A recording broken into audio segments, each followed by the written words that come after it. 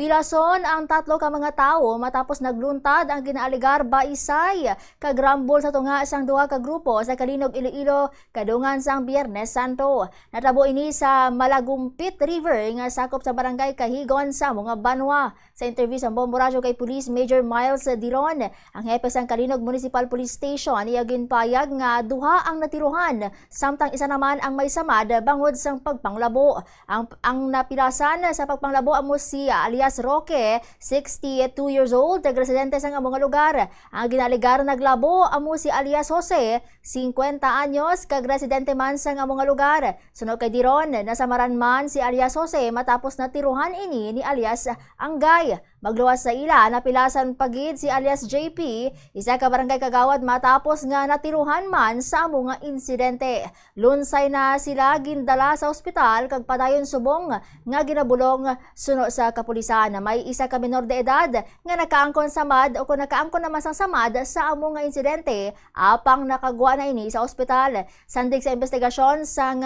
kapulisan, may daan na nga hiligu't-anon sa tunga sang duha ka grupo kag sang nakit-anay sila sa subong nga agon sang Biyernes nga adlaw, may natabo nga pagbaysay kag nagresulta sa kinagamo. Ining magtimbang nga grupo, sa grupo ni isang aton nga suspect si alias Anggay, kag sa piyakman nga grupo, gaway dati na ini sila nga higit-anon. So nagkilita na ito sila, ito nag-isay tapos nagsa-rumble sila sa bagalay. Asa nga gimpang labo ini kasi isa nga suspect naton ang sa piyak nga grupo. Matabon nila sila, every time nga may magkanto maligo, ipasita nato no, sa mga barangay official dito. Sa BIPAT sa aton. Kung may mga dalang mga hinganiban din ng mga paraligon.